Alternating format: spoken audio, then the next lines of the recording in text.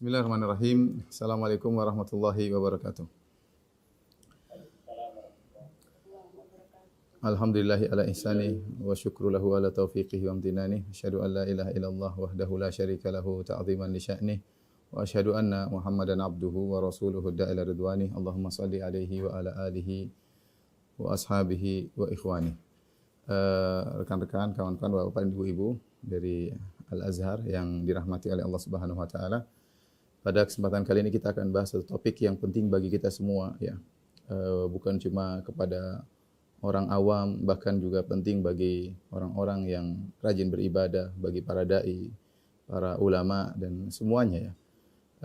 Di mana Allah Subhanahu wa taala memerintahkan kita untuk selalu bertobat. Allah Subhanahu wa taala berfirman, "Wa tubu ilallahi jami'an ayyuhal mu'minun."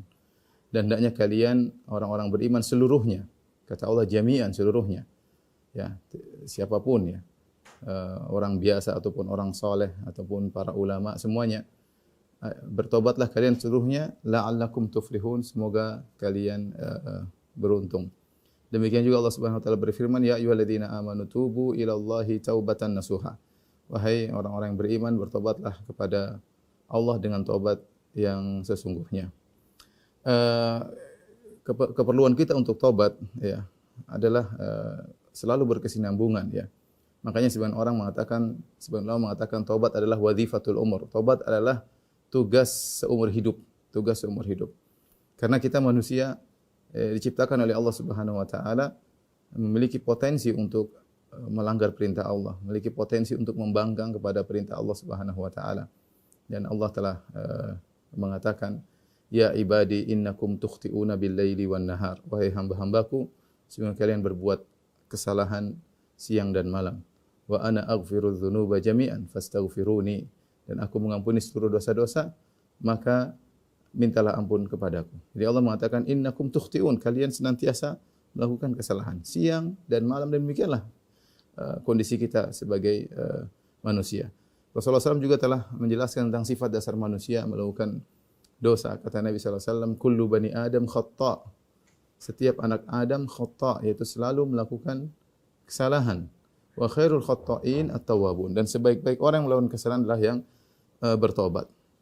Nah, kenapa Allah Subhanahu wa taala menciptakan manusia memiliki sifat potensi untuk melakukan pelanggaran, ya. Berbeda dengan malaikat yang tidak pernah melakukan kesalahan, selalu taat kepada Allah Subhanahu wa taala.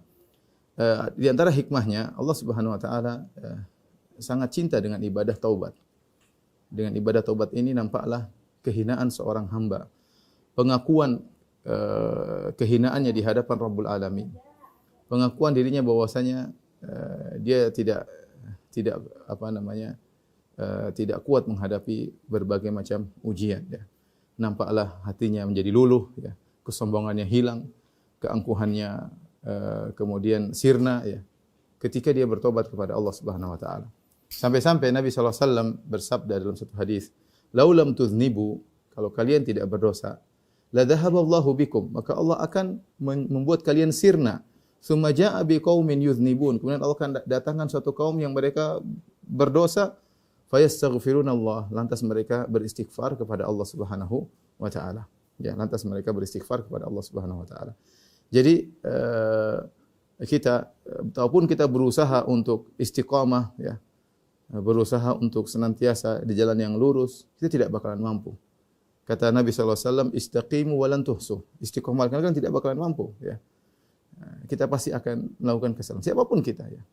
Ya, siapapun kita. Maka ada solusinya, dan itu solusi yang sangat dicintai oleh Allah Subhanahu wa taala, yaitu bertobat kepada Allah Subhanahu wa taala. Para Bapak dan Ibu yang dirahmati Allah Subhanahu wa taala, yang menjadikan kebutuhan kita terhadap taubat dan istighfar semakin banyak, ya. Ketika kita hidup di zaman sekarang ini yang sarana untuk membuat kita terjerumus dalam kemaksiatan, dalam kesalahan semakin besar, ya, semakin besar. Ada 3 hal yang mungkin membuat kita untuk senantiasa memotivasi untuk senantiasa bertobat. Yang pertama, maksiat yang kita lakukan. Maksiat yang kita lakukan. Di antara contoh maksiat yang kita anggap sepele, tetapi Allah suruh kita bertobat, adalah maksiat mengumbar pandangan, melihat hal-hal yang tidak halal bagi kita untuk kita lihat. Allah Subhanahu wa taala sebutkan dalam surat An-Nur, kata Allah Subhanahu wa taala, "Qul lil mu'minina yaghuddu min absarihim wa yahfadhu furujahum, dzalika azka lahum, innallaha khabirum bima yasna'un, wa qul lil mu'minati yaghuddna min absarihinna wa yahfadhna furujahun wa la yubdina zinatahunna illa ma dhahara minha." Dan seterusnya Allah berkata, katakanlah kepada laki-laki mukmin agar mereka menundukkan pandangan mereka dan menjaga kemaluan mereka. Itu lebih baik bagi mereka. Allah Maha tahu apa yang mereka lakukan. Dan demikian juga katakanlah kepada wanita-wanita mukminah agar mereka menundukkan pandangan mereka dan menjaga kemaluan mereka, dan janganlah mereka membuka perhiasan mereka kecuali. Kemudian Allah sebutkan aturan-aturannya. Setelah itu di akhir ayat kata Allah, wa tubu ilallahi jami'an ayyuhal mu'minun la'allakum tuflihun. Hendaknya kalian bertaubat seluruhnya, wahai orang yang beriman, semoga kalian beruntung. Syekh Utsaimin rahimahullah ketika mengomentari ayat ini dalam surat An-Nur, beliau berkata, ini dalil bahwasanya wajib bagi seorang yang mengumbar pandangan untuk bertobat. Karena Allah buka ayat tersebut dengan perintah menundukkan pandangan, Allah tutup ayatnya dengan perintah untuk bertobat dari segala dosa. Berarti mengumbar pandangan adalah dosa. Mungkin dia bukan dosa besar, mungkin dia dosa kecil, tapi Allah suruh bertobat kepada Allah Subhanahu wa taala gara-gara tidak menjaga pandangan. Kita bicara saja tentang dosa mengumbar pandangan, mungkin setiap hari kita melakukannya. Siapa yang nonton YouTube, nonton medsos, nonton berita, dia pasti melihat hal yang haram. Dan jauh-jauh kita nonton berita, kita pasti lihat pembawa acaranya wanita berpakaian seksi, kecantikannya terlihat, rambutnya terlihat, betisnya terlihat, tangannya terlihat, bajunya seksi dan yang lainnya. Itu haram. Tidak ada yang bilang itu halal. Sepakat ulama itu hukumnya haram. Ya. Tetapi kadang karena kita terbiasa, kita menganggap itu bukan dosa. Padahal itu dosa. Hati kita mungkin sudah, Allah alam ya, mungkin sudah sudah terbiasa. Karena sudah terbiasa dosa, akhirnya kita anggap itu suatu hal yang sepele. Bahkan kita untuk istighfar dari itu, kita tidak istighfar dari itu. Kita menganggap itu suatu hal yang biasa. Padahal itu dosa yang Allah suruh kita untuk bertobat darinya. Allah suruh kita untuk bertobat darinya. Ya. Ini kita lakukan setiap hari. Ya. Ini dosa yang kita, belum lagi kalau kita, pokoknya sudah masuk dunia medsos, entah kita dengar gibah, kita namimah, ikut-ikutan komentar, belum lagi macam-macam lah. Ya, tiap hari kita lakukan ya. Dosa penglihatan, dosa pendengaran, dosa lisan ya. Ini masing-masing tahulah dosanya masing-masing dari sisi maksiat. Di antaranya juga kita termotivasi untuk bertobat kepada Allah Subhanahu wa taala karena perkara yang kedua, yaitu kita tidak mampu beribadah kepada Allah sebagaimana mestinya. Ya. Allah perintahkan kita salat, Allah perintahkan kita beribadah, tapi kita sadar diri bahwasanya banyak ibadah yang tidak bisa kita lakukan dengan baik. Disuruh berbakti kepada orang tua, disuruh baik sama istri, disuruh patuh sama suami, disuruh ngurus anak-anak. Ini semua kita enggak beres melakukannya.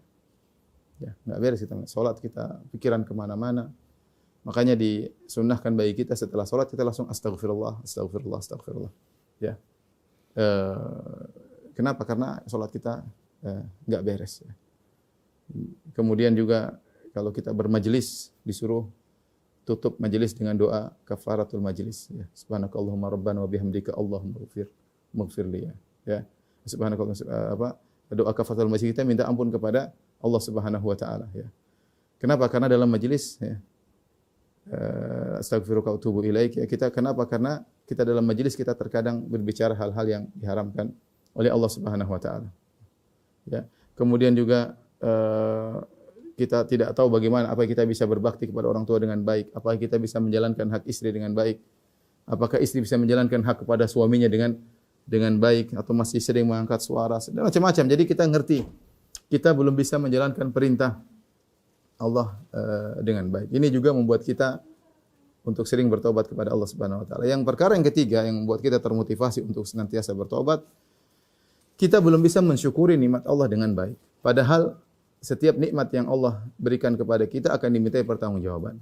Tsumma latus'alunna yauma idzin 'anil na'im. Sungguh-sungguh akan ditanya pada hari tersebut, hari kiamat kelak, tentang kenikmatan yang kalian rasakan, akan dimintai pertanggungjawabannya. Kemana kau gunakan nikmat tersebut ya. Karenanya ketika seorang keluar dari toilet maka dia mengucapkan ghufranaka, yaitu ampunanmu ya Allah ya. Di antara penjelasan para ulama, kenapa dia minta ampun setelah keluar dari toilet? Karena dia mengakui, ya Allah, aku tidak mampu bersyukur kepadamu. Ya, sungguhnya Kau telah beri nikmat kepada aku bisa membuang kotoran dari tubuhku. Seandainya kotoran tersebut tertahan dalam tubuhku, tentu aku akan merasakan rasa sakit yang luar biasa. Maka dia mengucapkan ghufranaka, ya Allah, ampunilah aku ketidakmampuanku, ya, untuk bersyukur kepadamu. Inilah 3 perkara yang hendaknya selalu di benak kita. Maksiat yang sulit kita tinggalkan, ya. Kemudian kewajiban-kewajiban yang Allah wajibkan kepada kita yang tidak bisa kita jalankan dengan baik, ya. Kemudian yang ketiga, kenikmatan-kenikmatan yang Allah berikan kepada kita yang tidak bisa kita syukuri dengan baik. 3 hal ini membuat kita untuk senantiasa beristighfar. Jadi kita ini beristighfar bukan ritual, bukan. Memang kita benar-benar melakukan dosa. Memang kita benar-benar melakukan dosa. Kita bertobat bukan ritual, enggak. Tapi benar-benar kita ngerti kita ini punya banyak kekurangan. Yang kalau ini semua dihisap pada hari kiamat, repot bagi kita. Repot bagi kita. Makanya di antara orang yang beruntung, kata Nabi SAW, tuba liman wajada fi sahifati istighfaran katsiran. Sungguh beruntung orang yang mendapat dalam catatan amalnya banyak istighfar. Dia sering beristighfar, dia sering bertobat, ya. Maka dia adalah orang yang beruntung. Ikhwan dan akhwat yang dirahmati Allah Subhanahu wa taala, Bapak Ibu yang dirahmati Allah Subhanahu wa taala, kita kembali lagi, taubat adalah ibadah yang agung. Bertobat adalah ibadah yang agung. Apa sih keutamaan taubat? Keutamaan taubat, ya. Yang pertama, orang yang sering bertobat dicintai oleh Allah Subhanahu wa taala. Innallaha yuhibbut tawwabin. Sebenarnya Allah mencintai orang-orang yang senantiasa bertobat. Ya. Semakin sering seorang bertobat, dia semakin dicintai oleh Allah Subhanahu wa taala. Semakin seorang bertobat berbanding lurus dengan kecintaan Allah kepada orang tersebut. Maka jangan malas-malas untuk membasahi lisan kita dengan taubat, dengan istighfar. Rabbi ghfirli wa tub alayya, ya. Misalnya, ya Allah, ampunilah aku dan terimalah taubatku, ya. Sering kita astaghfirullah wa atubu ilaih. Ya Allah, astagfirullah, aku mohon ampunan kepadamu dan aku bertobat kepadamu. Nabi SAW aja dalam satu majelis sahabat mendengar Rasulullah SAW, satu majelis duduk Rasulullah SAW berkata astagfirullah tubu ilaih 100 kali. Ya, Rasulullah SAW sering beristighfar dan bertobat kepada Allah Subhanahu wa taala. Semakin kita sering bertobat, semakin dicintai oleh Allah Subhanahu wa taala. Ya. Dan waktu yang paling tepat untuk kita bertobat istighfar adalah di waktu sahur, di waktu sahur. Ya. Dan Allah mengatakan wal mustaghfirina bil ashar, dan orang-orang beristighfar di waktu sahur. Wa bil asharihum yastaghfirun. Di waktu sahur mereka beristighfar. Betapa nikmat seseorang hamba ketika dia bangun malam, dia bangun misalnya jam 2:30 atau jam 3 atau jam 3 lewat, dia beribadah kepada Allah. Berapa rakaat yang Allah catat baginya? Mau 5, mau 7, mau 9, mau 11, terserah, mau 20, terserah. Dia sholat, setelah selesai sholat, kemudian disisihkan waktu 5 menit, 10 menit, dia astagfirullah, astagfirullah, astagfirullah. Di penghujung sahur. Ini waktu yang paling tepat, ya, untuk bertobat kepada Allah, karena Allah turun ke langit dunia, Allah berkata, hal min mustaghfirin fa'aghfirullah. Apakah ada di antara hamba-hambaku yang memohon ampun, maka aku akan mengampuninya. Oleh karenanya disebutkan dalam tafsir ketika kakak-kakaknya Nabi Yusuf alaihissalam datang kepada ayahnya Nabi Yakub, ya. Kemudian mereka berkata, ya abana astaghfir lana dzunubana inna kunna khati'in, ya. Ya ayah kami, mohonlah ampunan kepada Allah bagi dosa-dosa kami, sungguhnya kami berdosa. Kata Nabi Yakub alaihissalam, qala saufa astaghfiru lakum rabbi. Aku akan beristighfar untuk kalian kepada Rabbku.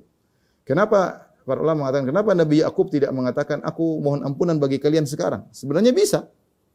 Tapi Nabi Yakub alaihissalam mengatakan saufa, aku akan mohon ampunan bagi kalian. Kata para ulama, Nabi Yakub ingin mohon ampunan bagi kalian di waktu sahur. Itu Nabi Yakub menunda permohonan ampun istighfar buat anak-anaknya yang telah berdosa kepada Yusuf alaihissalam, ya, mendolimi adik mereka, dia tunda di waktu sahur. Karena itu waktu yang paling tepat untuk beristighfar. Setiap saat kita beristighfar, tapi ada waktu-waktu spesial yang kita dianjurkan untuk bertobat, beristighfar, di antaranya di waktu sahur. Maka saya ingatkan kepada diri saya, kepada kawan-kawan, kepada para pemirsa, kepada ibu-ibu, ya, Al-Azhar, ya, jangan lupa, ya, kita sadar, ya, kita ini banyak dosa. Ya, ibu-ibu siapa di antara ibu-ibu yang kemudian mau dikatakan wanita solehah, tidak pernah angkat suara kepada suami? Siapa di antara ibu-ibu? Tidak pernah banyak nuntut kepada suami, selalu taat kepada suami. Ya. Siapa? Apalagi zaman sekarang, ya.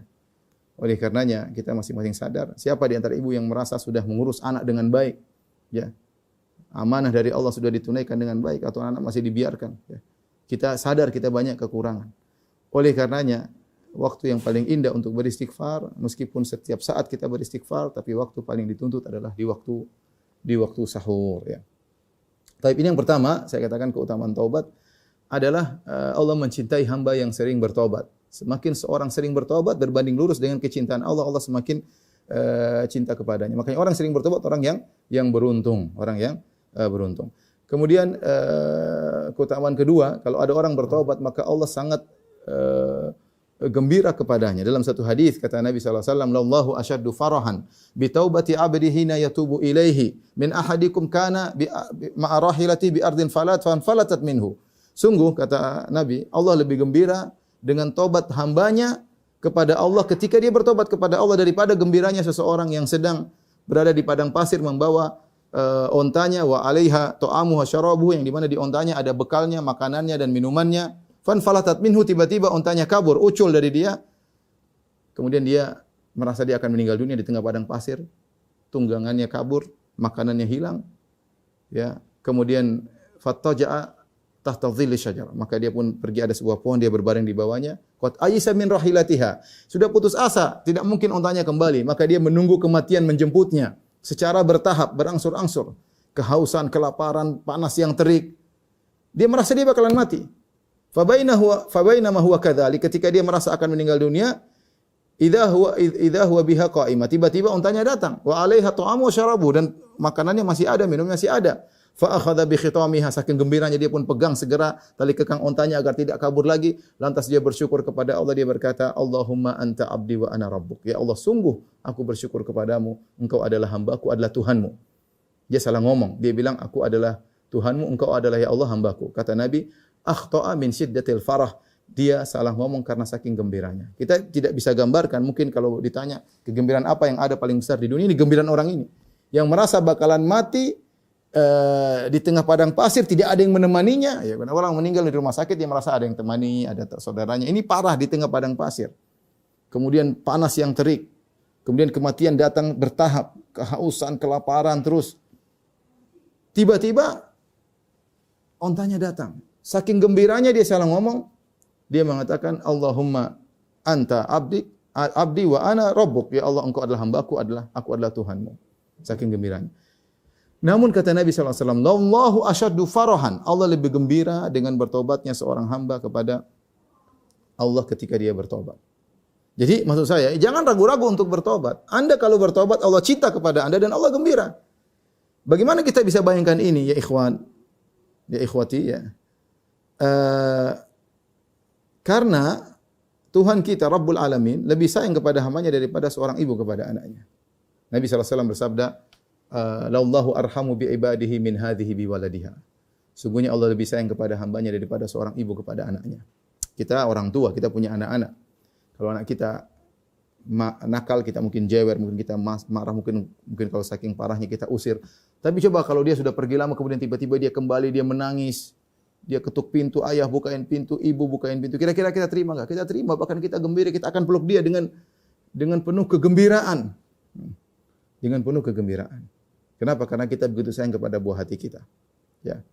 Kata Nabi, Allah lebih sayang kepada hambanya daripada seorang ibu kepada anaknya.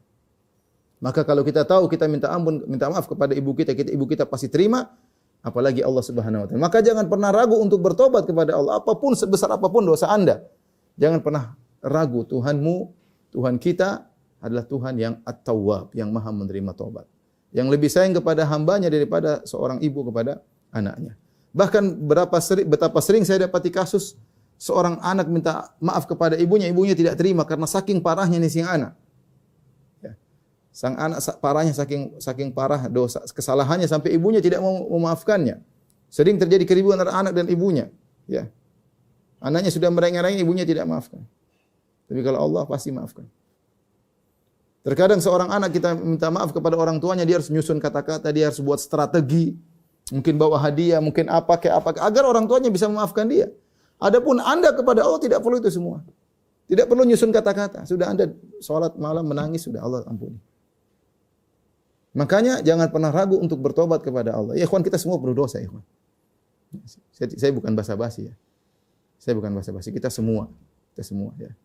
Ya, tinggal ada yang sadar dia punya dosa, ada yang tidak sadar. Saking banyak dosanya dia lupa. Tapi kalau kita sadar, kita tahu bahwasanya dosa kita banyak, dosa pandangan, dosa pendengaran, dosa ucapan, dosa hati banyak.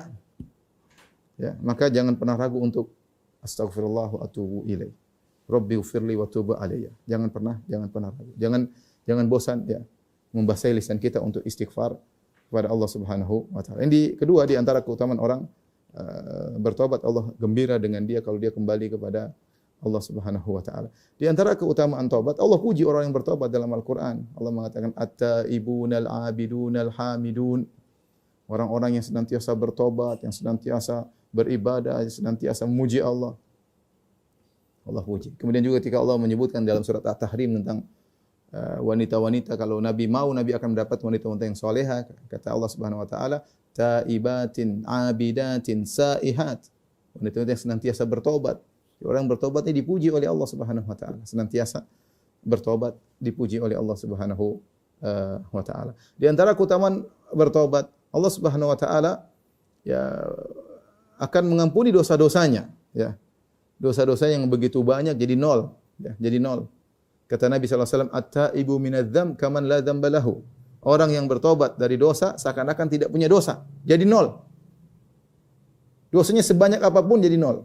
Makanya taubat ini paling membuat jengkel iblis. Dia sudah berusaha menggoda manusia terjerumus dalam maksiat ini, terjerumus dalam maksiat. Tiba-tiba sang hamba bertobat sebelum meninggal. Semua kerja keras iblis puluhan tahun gagal. Kenapa? Hamba ini bertobat dan tobatnya diterima oleh Allah Subhanahu wa taala. Di antara keutamaan bertobat, Allah bukan cuma menjadikan dosa tersebut menjadi nol, bahkan Allah kasih bonus. Bonusnya dunia dan akhirat. Ini menunjukkan Allah sangat sayang kepada kita, ya. Tidak ada di dalam kehidupan dunia ini kalau kita punya kesalahan sama orang, kemudian kita minta maaf, kemudian dia bilang saya maafkan dan saya kasih kamu duit. Tidak ada. Tidak ada. Antum pernah bikin masalah sama orang terus antum bilang, "Aduh, mohon maaf saya salah kemarin." Ya udah saya maafkan, nih ada duit buat kamu. Hampir enggak ada. Saya enggak pernah nemukan. Ya. Ya mungkin dia ngomel-ngomel, ya saya maafkan. Tapi Allah Subhanahu wa taala kalau Anda bertobat, apa yang Anda dapatkan? Bukan cuma dosa diampuni jadi nol, dapat bonus dunia dan akhirat. Bonus di akhirat dapat surga. Ya. Ya ayyuhalladzina amanu tubu ilallahi taubatan nasuh. Asa rabbukum ayyukaffira ankum sayyi'atikum. Wahai orang yang beriman, bertobatlah kepada Allah, niscaya Allah akan mengampuni dosa-dosa kalian. Apakah titik? Belum, masih koma. Selanjutnya masih ada. Wa yudkhilakum jannatin tajri min tahtihal anhar. Allah akan masukkan ke dalam surga yang mengalir di bawahnya sungai-sungai. Dapat bonus surga. Ini menunjukkan taubat ibadah. Taubat itu bukan hanya menjadikan dosa nol, bukan. Dia nol dan plus, dia ibadah, dapat plus surga. Bagi orang yang bertobat kepada Allah Subhanahu wa taala. Bukan cuma dapat bonus dunia, bonus akhirat, bonus dunia juga Allah kasih. Ya, kata Nabi Nuh kepada kaumnya, "Faqultu astaghfiru rabbakum innahu kana ghaffara, yursilis samaa'a 'alaikum midrara wa yumdidukum bi amwalin wa banin wa yaj'al lakum jannatin wa yaj'al lakum anhara, ma lakum la tarjuna lillahi waqara, wa qad khalaqakum atwara." Kata Nabi Nuh, aku berkata kepada kaumku, beristighfarlah kalian kepada Rabb kalian, sungguhnya Rabb kalian sangat Maha Pengampun. Yursilis samaa'a 'alaikum midrara, kalian sekarang dalam kondisi kemarau, Allah akan turunkan hujan yang berkah. Wa yumdidukum bi amwalin wa banin, Allah akan berikan kalian harta, berikan kalian anak-anak. Ya. Harta seret. Ya. Ini kadang kita banyak dosa. Ya. Wa yaj'al lakum jannatin wa yaj'al lakum anhara, Allah akan bukakan bagi kalian kebun-kebun, Allah akan alirkan bagi kalian sungai-sungai. Ini kenikmatan dunia Allah berikan bagi orang yang bertobat. Maka datang dalam sebuah hadis yang dhaif, tapi maknanya benar, bahwasanya orang beristighfar ya ja'allahu min kulli hammin farajan. Maka kalau dia punya kesedihan, Allah akan berikan solusi. Ya.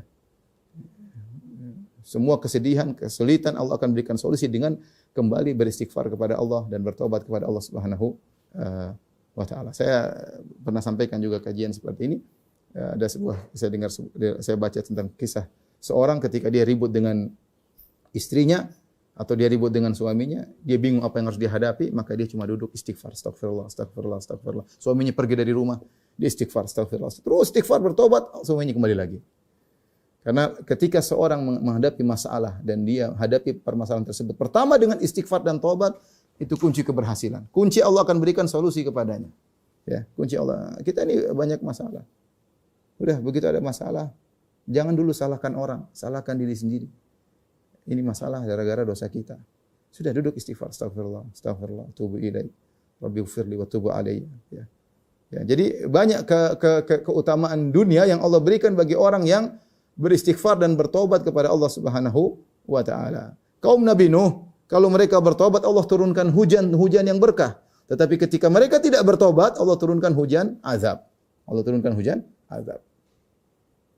Jadi orang yang bertobat dapat bonus dunia dan akhirat ya. Jadi ini saya ingin sampaikan bahwasanya tobat adalah ibadah kepada Allah Subhanahu wa taala. Kemudian orang yang bertobat mohon ampunkan oleh malaikat ya. Kata Allah Subhanahu wa taala para malaikat alladzina yahmiluna al-arsya wa man hawlahu yusabbihuna bihamdi rabbihim wa yu'minuna bihi wa yastaghfirul ladzina amanu rabbana wasi'ta kulla syai'in rahmatan wa ilman faghfir lil ladzina tabu. Kata Allah Subhanahu wa taala dan para malaikat yang memikul arsy Allah Subhanahu wa taala dan malaikat yang ada di sekitar arsy, mereka berdoa, malaikat berdoa. Ya, mereka berdoa, ya Allah ampunilah orang-orang yang beriman, ya. Kemudian mereka berkata, mereka berdoa untuk orang yang beriman, kata mereka, faghfir lil ladzina tabu, ya Allah ampunilah orang-orang yang bertobat kepada Engkau.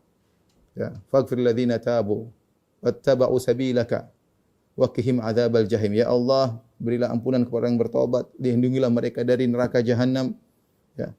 Kemudian kata malaikat, wa adkhilhum jannatin allati wa'adtahum wa man shalah min abahim wa azwajihim wa dzurriyyatihim. Bukan cuma itu, lindungilah mereka dari neraka jahanam, masukkanlah mereka dalam surga bersama orang-orang kerabat mereka, orang tua mereka yang soleh, anak mereka yang soleh, istri mereka yang soleh, suami mereka yang soleh. Jadi orang yang bertobat didoakan oleh para malaikat. Tentu keutamaan bertobat sangat banyak. Saya cukupkan sampai di sini. Kita akan bahas tentang hukum-hukum yang berkaitan dengan masalah bertobat kepada Allah Subhanahu wa taala. Baik, perhatikan bersama saya di papan tulisnya. Kita akan bahas yang pertama, Bapak-bapak dan Ibu dari Majelis Taklim Al-Azhar ya, Asia ya kalau enggak salah ya.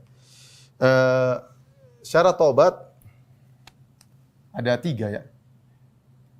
Yang pertama adalah meninggalkan dosa tersebut. Al-iqla' anidzam. Kemudian yang kedua menyesal, an-nadam. Yang ketiga adalah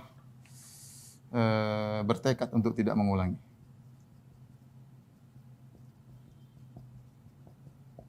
Ini syarat taubat disepakati oleh para ulama seperti disebutkan oleh Imam Nawawi rahimahullahu taala. Barang siapa yang bertobat memenuhi 3 persyaratan ini maka taubatnya diterima. Yang pertama meninggalkan dosa. Ya. Kalau dia bertobat masih melakukan dosa tidak dikatakan dia bertobat. Bertobat itu dia meninggalkan dosa tersebut. Menyesal, dia harus menyesal. Makanya disebutkan Nabi SAW bersabda, an-nadab taubah. Penyesalan adalah taubat. Kata Nabi SAW, penyesalan adalah taubat.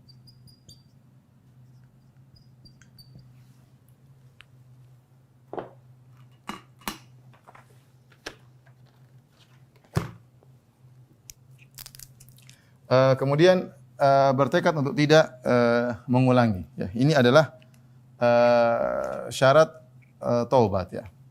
Baik, dari sini kita perhatikan seorang harus menyesal. Ya. Kalau dia tidak menyesal maka taubatnya tidak diterima. Dia menyesali, dia berangan-angan seandainya saya tidak melakukannya. Di antara bentuk menyesal itu dia misal seandainya saya tidak melakukan dosa tersebut.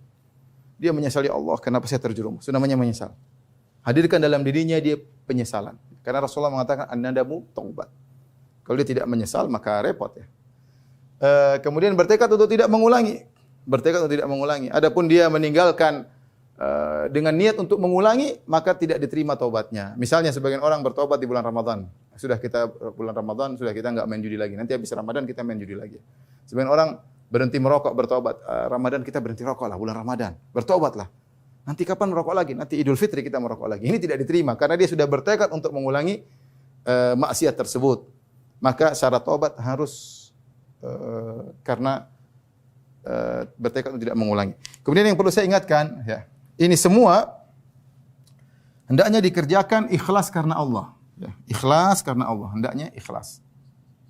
Karena taubat adalah ibadah, tentu ini dia adalah syarat yang jelas karena Allah. Semua ibadah yang tidak ikhlas karena Allah maka tidak ada pahalanya.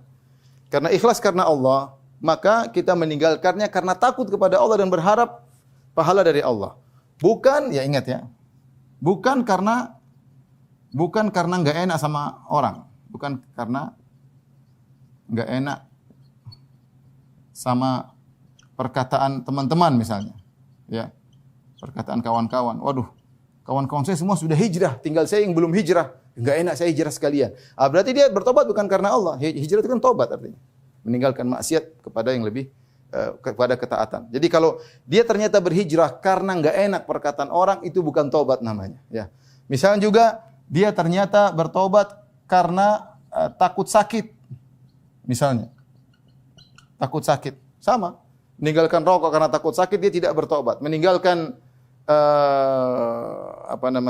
khamar misalnya, narkoba karena takut sakit, ya. Maka berarti dia tidak bertobat karena Allah Subhanahu wa taala dan tidak ada pahalanya. Sama misalnya karena takut ketangkap misalnya, ya. Ya ini juga, ya. Ketangkap takut, saya tidak berani lagi mencuri, saya tidak berani lagi narkoba. Aduh, teman-teman saya sudah pakai tangkap, saya tobat deh, tobat. Tobat apa? Tobat karena takut ketangkap, bukan tobat kepada Allah. Tobat karena takut ketangkap. Ini juga tidak ada faedahnya. Tobat harus karena Allah Subhanahu wa taala, ya.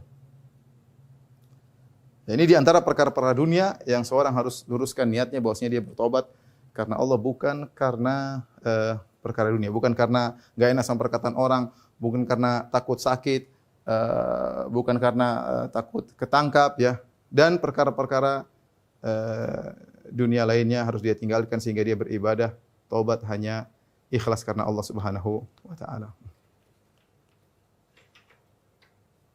Demikian juga para ulama menambahkan misalnya karena sudah tidak mampu lagi.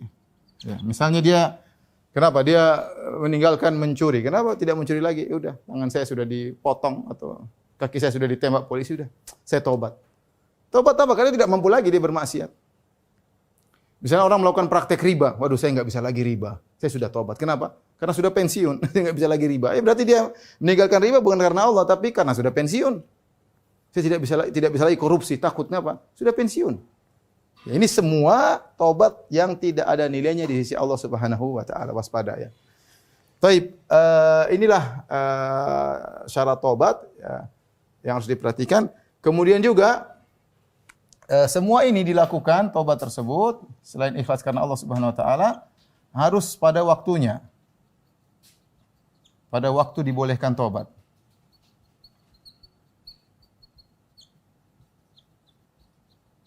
Kapan waktu dibolehkan tobat? Ada dua, yaitu sebelum nyawa di kerongkongan.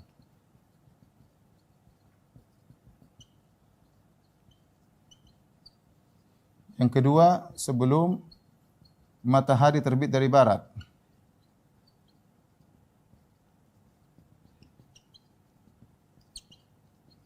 Ya. Kata Allah Subhanahu wa taala, ya, "Walaisatit taubatu lil ladzina ya'maluna as-sayyi'at hatta idza hadara ahaduhumul maut qala inni tubtu al-an." Tidaklah tobat bagi orang-orang yang melakukan kemaksiatan ketika kematian sudah di hadapannya, dia mengatakan saya bertobat sekarang, tidak diterima. Kenapa? Dia sudah mau mati, sudah nyawa di kerongkongan, bertobat tidak diterima. Nabi SAW bersabda, "Innallaha yaqbalu taubatal abdi ma lam yughargir." Allah menerima taubat seorang hamba sebelum nyawanya di kerongkongan. Nyawa di kerongkongan percuma, Allah tidak terima taubatnya. Dia sudah mau ayan, sudah malaikat, saya taubat, percuma. Makanya Fir'aun ketika dia bertobat, dia sudah lihat malaikat, percuma, tidak diterima. Bukankah Fir'aun meninggal dalam mengucapkan la ilaha illallah? Ya, dia meninggal dalam kondisi mengucapkan la ilaha illallah. Ketika ditenggelamkan, kata Allah Subhanahu wa taala, hatta idza adrakahul gharaqu qala annahu la ilaha illa alladhi amanat bihi banu Israil wa ana minal muslimin.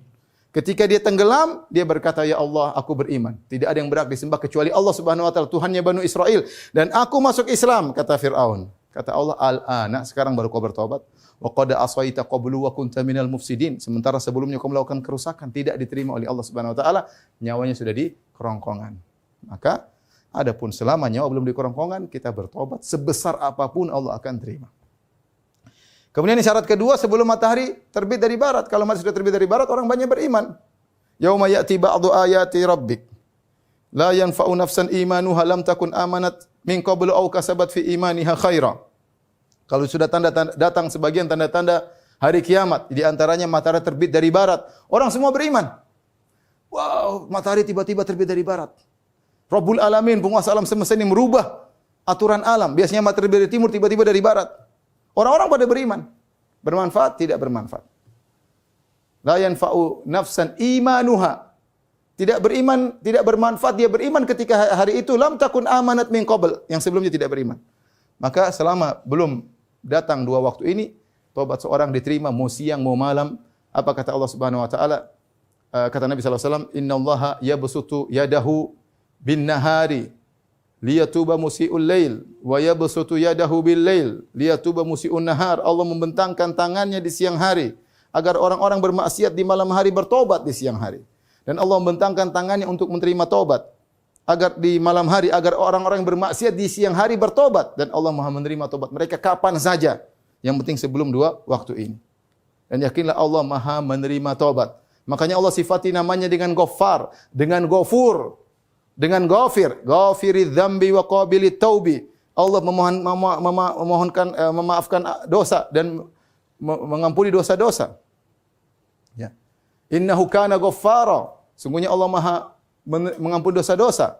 Huwal Ghafur. Jadi Allah datangkan namanya dengan Ghafir, Ghaffar, Ghafur. Kenapa ada tiga-tiga? Ada Ghafir, ada Ghaffar, ada Ghafur. Allah menjelaskan untuk menjelaskan bahwasanya Allah Subhanahu wa taala mengampuni dosa sebanyak apapun. Perhatikan, sebanyak apapun, sebanyak buih di lautan, seberat bumi, seberat gunung, Allah akan ampuni. Karena dia Ghaffar, Ghafur dan Ghafir.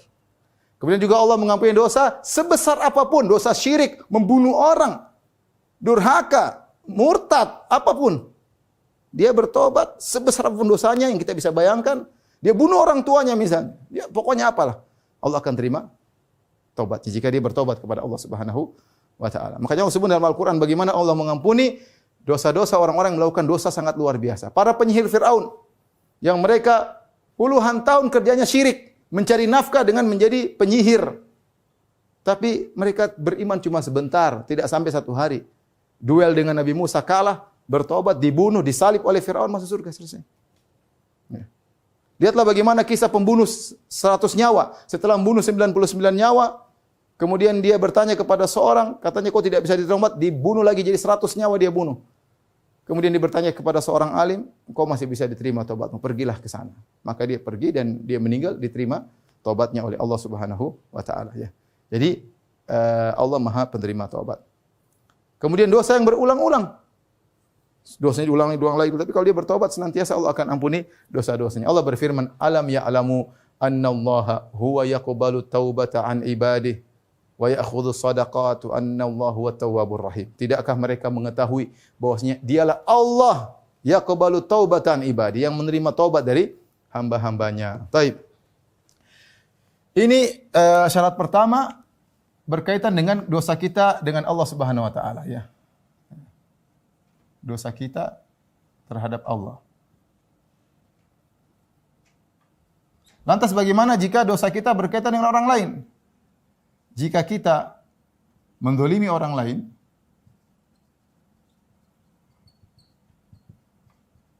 maka ada aturannya lagi. Tambahan syarat berikutnya, tambahan syarat keempat. Ini syarat pertama. Syarat kedua. Syarat ketiga. Syarat keempat, ada syarat keempat tambahan. Yaitu mengembalikan hak orang yang kita zalimi. Ya.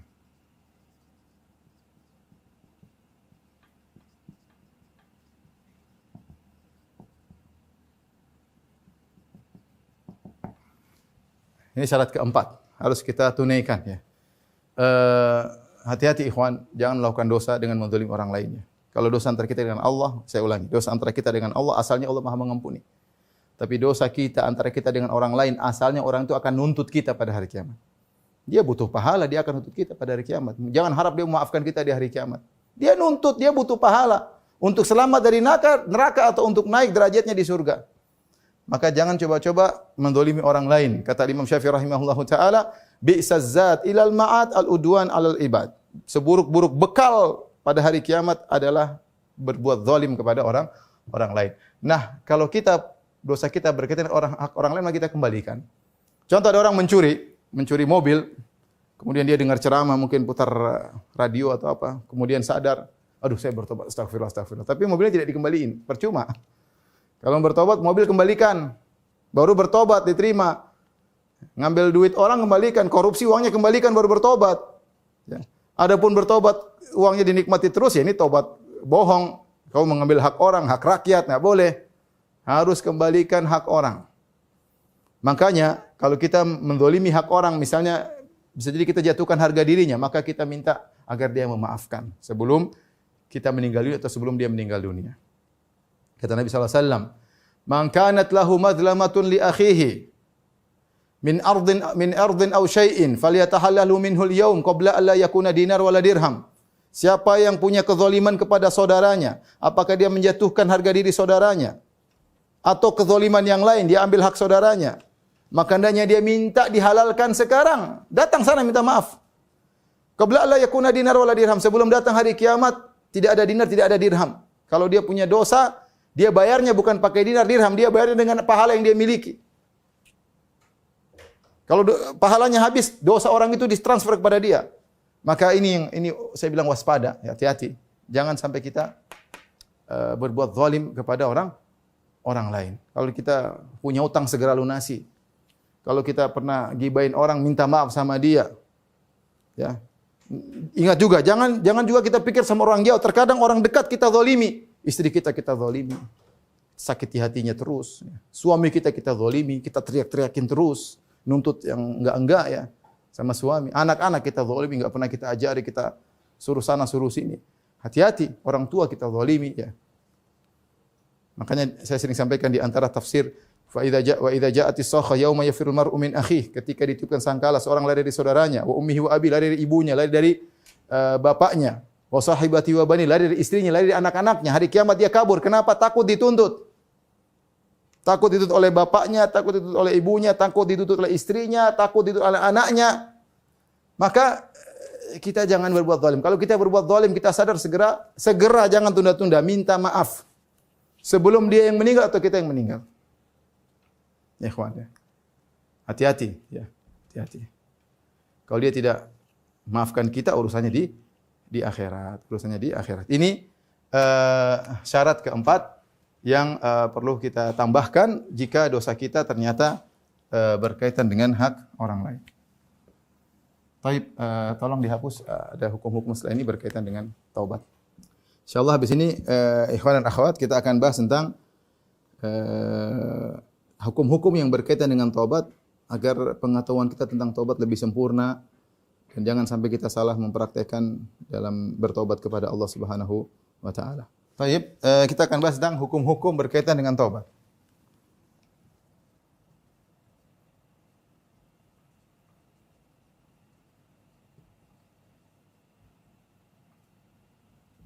Yang pertama,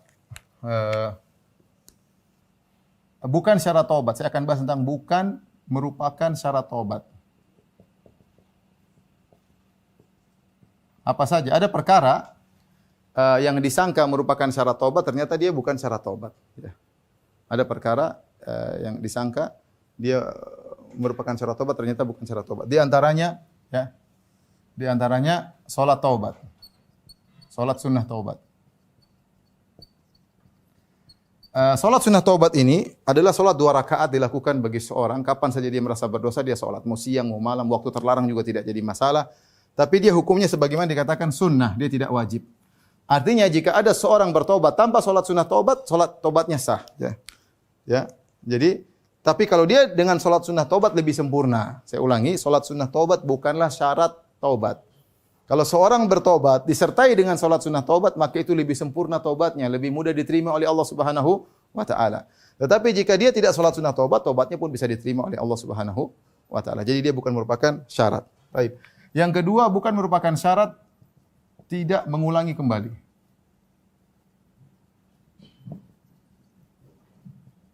Ustadz, apakah kalau saya pernah bertobat, misalnya ada seorang bertobat dari berzina, dia bertobat, kemudian 7 tahun lagi dia melakukan zina lagi, apakah tobat yang dulu tidak diterima? Kita bilang tidak, bukan merupakan syarat. Ini berarti dosa baru. Dia bertobat lagi. Selama dosanya yang dulu dia lakukan, kemudian dia bertobat, memenuhi persyaratan tobat, dia meninggalkan, dia menyesal, dia bertekad tidak kembali, dia ikhlas, maka tobatnya diterima. Adapun dosa yang muncul belakangan, dosa baru. Dosa baru. Ya. Sama seorang, misalnya sebagian banyak, pernah ada anak muda datang ke depan saya menangis. Dia bilang, Ustaz, saya tidak bisa meninggalkan menonton film porno. Menangis ya.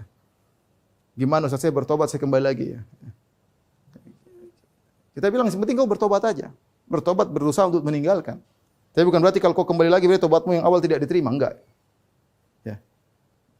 Syaitan terkadang datang, bilang sama manusia, sudah, percuma kau bertobat. Kau akan kembali lagi. Kalau kembali lagi, kau tobatmu tidak diterima. Enggak. Kapan seorang bermaksiat? Jika memenuhi persyaratan, yang penting dia memenuhi persyaratan. Dia menyesal, dia menangis, kemudian dia meninggalkan ketika itu, dan dia bertekad tidak kembali. Kapan dia terjumus lagi, itu dosa baru yang dulu telah diampuni. Makanya jangan pernah bosan untuk bertobat. Dalam satu hadis kata Nabi SAW, Allah berkata kepada seorang hamba, "Adznaba abdi dzamban." Kata Allah, seorang hambaku bermaksiat. Faqala rabbi ighfirli. Dia berkata, ya Allah ampunilah aku. Allah berkata, "Alima abdi anna lahu rabban yaghfiru dzam wa ya'khudhu bidzam." Kata Allah, ini hamba tahu dia punya Tuhan yang mengampuni dosa kalau dia bertobat dan mengadab karena dosa.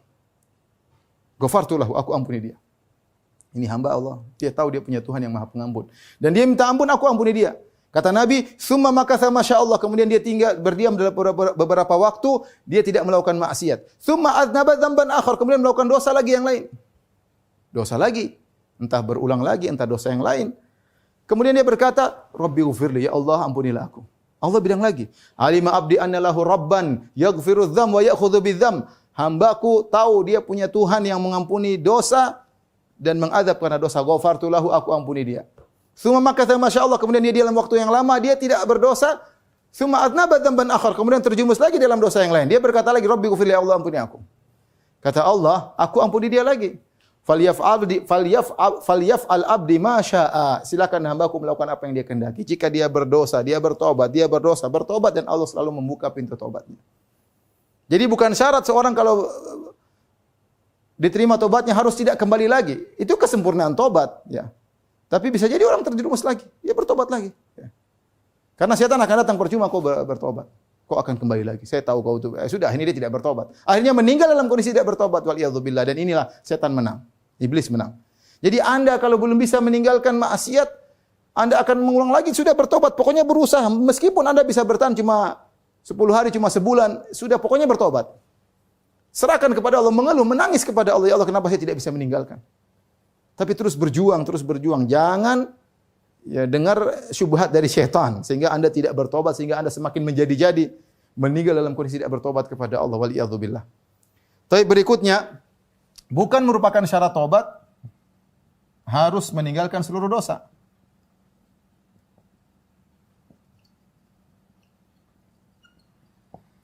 Jadi begini, contoh. Seseorang melakukan dosa-dosa berikut. Dosa-dosa berikut. Contoh, dia melakukan dosa, misalnya dia berzina. Ini parah ini hamba. Kemudian dia juga riba. Kemudian dia juga misalnya merokok. Kemudian dia juga zalim sama istri.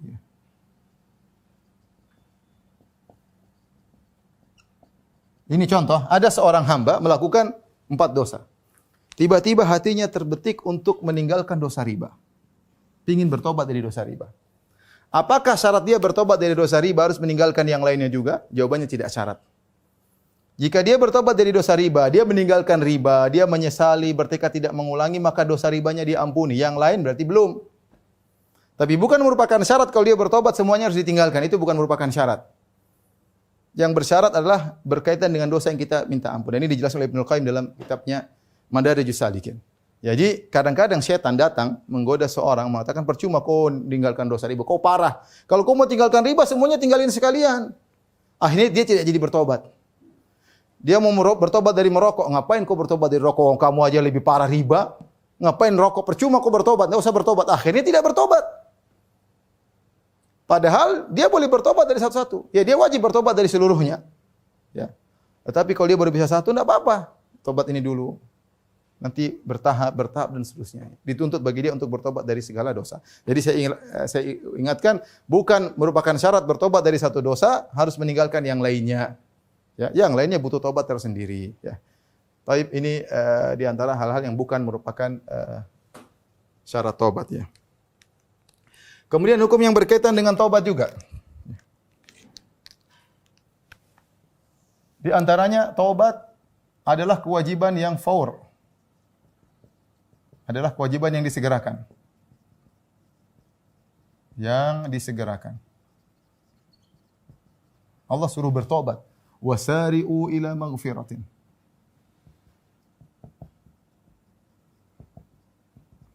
Watubu ila Allah.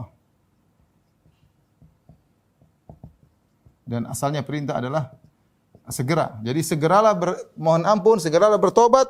Karenanya menunda tobat adalah dosa tersendiri.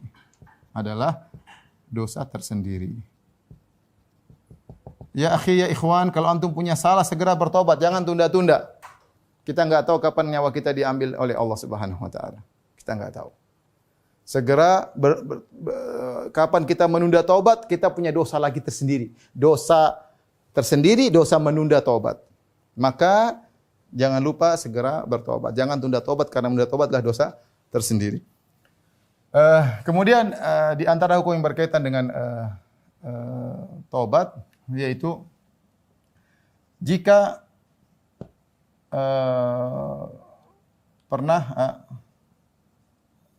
jika memiliki uang haram.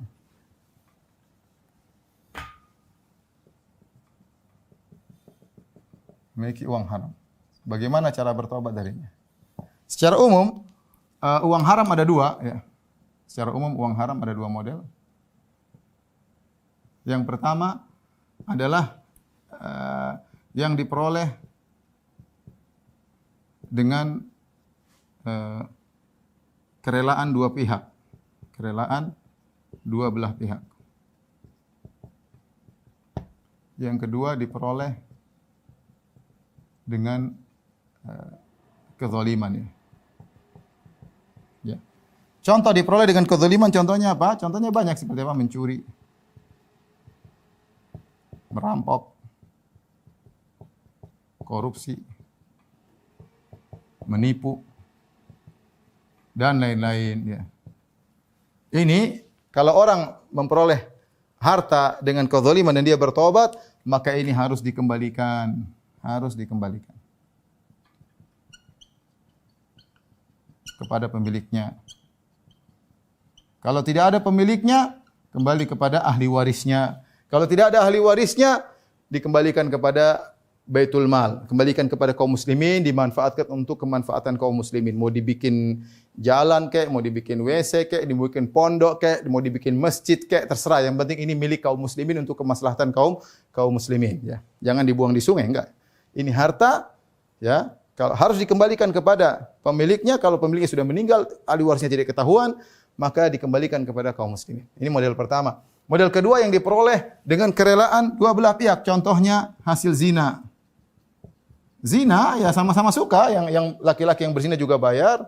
Ya misalnya perdukunan, ya, hasil perdukunan sama-sama zina, sama-sama ridha ya. Hasil judi misalnya main judi kalah ya dia ridha ya. Kemudian misalnya riba ya.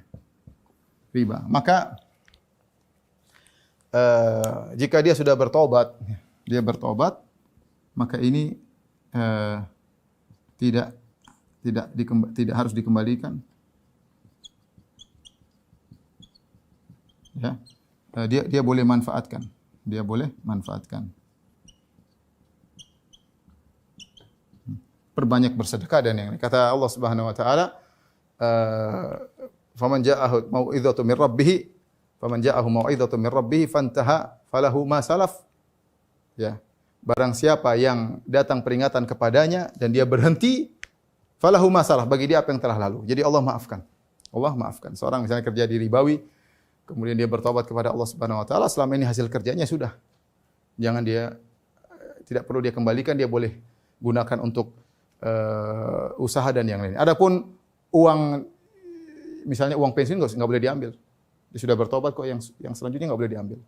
Cuma diambil yang sudah pernah dia peroleh dan dia bertobat kepada Allah Subhanahu wa taala. Kemudian yang perlu saya ingatkan juga ya, di antara kesempurnaan taubat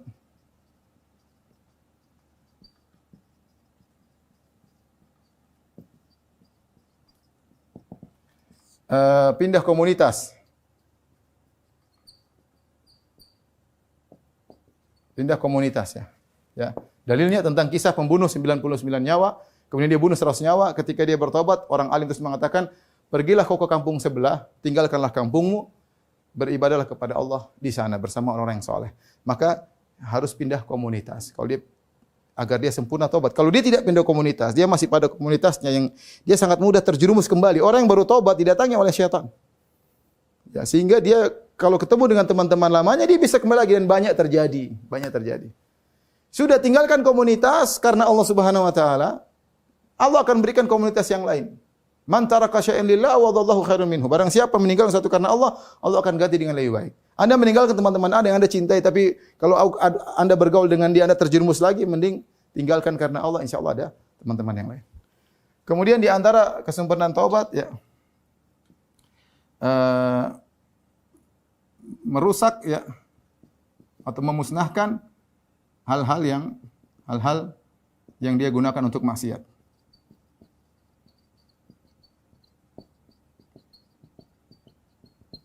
Contoh, alat musik dia bakar ya, atau dia rusak, jangan dijual. Kalau tidak dirusak, enggak apa-apa, dijadikan kayu bakar, enggak jadi masalah, bermanfaat. Kemudian di antaranya misalnya film-film haram. Dia rusak, buang dan rusak apa namanya? Buang dan atau rusakin dia. Rusakin. Ada khamar, hancurin. Pokoknya semua hal-hal yang dilakukan untuk maksiat dia buang. Dia buang. Karena kapan dia tidak buang, dia bisa terjerumus kembali. Hati ini lemah. Kita lagi tobat-tobatnya, iman lagi naik. Begitu lagi lama, rindu lagi bermaksiat. Rindu lagi, akhirnya kembali lagi. Oleh karenanya, kalau ada hal-hal yang bisa membuat kita teringat kembali kemaksiatan kita terjerumus lagi, maka buang, jangan kita simpan. Jangan kita jual, jangan kita simpan. Ya. Kemudian, kalau kita punya dosa jariah,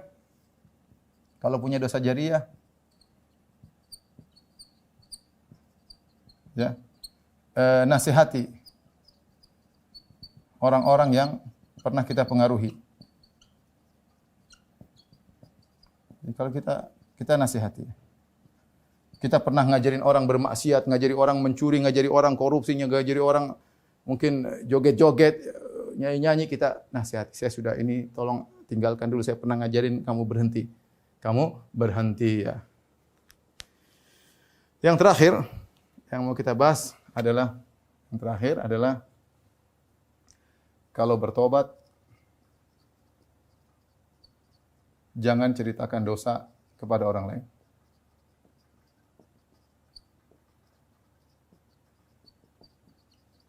Ya, Allah sudah tutup aib kita, tidak usah kita cerita. Kita sudah bertobat dari zina, tinggalkan zina. Tidak usah cerita sama orang, "Waduh, saya berzina." Enggak perlu. Ya. Ya. Kita bertobat sudah, jangan pernah cerita sama orang. Kita bertobat, malam kita bermaksiat, siang kita bertobat kepada Allah, enggak usah cerita sama orang, "Aduh, tadi malam saya melihat haram." Aduh, enggak boleh cerita. Allah sudah tutup, enggak boleh kita buka. Makanya kata Nabi sallallahu alaihi wasallam, "Kullu ummati mu'afan ilal mujahirin." Semua umatku selamat, di antaranya diampuni kecuali yang melakukan terang-terangan. Di antara yang tidak selamat yaitu orang bermaksiat di terang-terangan, buka aurat di depan umum, joget-joget di depan umum, masukin medsos, terlihat seksinya di medsos, masukkan ke ini terang-terangan, masih terang, minum bir terang-terangan, melakukan zina dia shooting kemudian disebarin di medsos ya. Enggak punya malu. Ini tidak diampuni oleh Allah. Kecuali dia meninggalkan itu semua. Di antara wa inna minal mujahara, di antara bentuk seperti ini kata Nabi sallallahu alaihi wasallam itu seorang melakukan maksiat di malam hari Allah sudah tutup, besoknya dia cerita. Jadi enggak boleh. Enggak boleh cerita ya. Ya. Kita jangan ke Ustaz, oh, aduh saya ini. Jangan cerita bilang Ustaz bagaimana hukum kalau ada orang seperti ini. Dia bilang Ustaz saya sudah berzina 7 kali. Jangan. Ya. Itu aib kita. Allah sudah tutup, jangan kita bongkar sama orang lain. Apalagi kita bangga bagus, saya sudah zina 100 kali. Ngapain? Dosa. Khawatir tidak diterima tobat kita karena kita membuka aib kita. Tidak perlu kita sama orang. Kita bilang aja gimana hukumnya ada seorang yang begini Ustaz. Seperti itu ya. Jadi ikhwan, ini kira-kira sebagian hukum yang berkaitan dengan tobat. Wallahu a'lam bishawab. Demikian saja apa yang disampaikan kepada rekan-rekan di pengajian Majelis Ta'lim Al-Azhar atau Asia ya. Semoga pertemuan kita diberkahi Allah Subhanahu wa taala, semoga bermanfaat dan semoga kita menjadi hamba-hambanya yang senantiasa selalu bertobat kepada Allah Subhanahu wa taala. Kurang lebihnya saya mohon maaf. Kita insyaallah bisa bertemu di kesempatan yang lain. Wabillahi taufik wal hidayah. Assalamualaikum warahmatullahi wabarakatuh.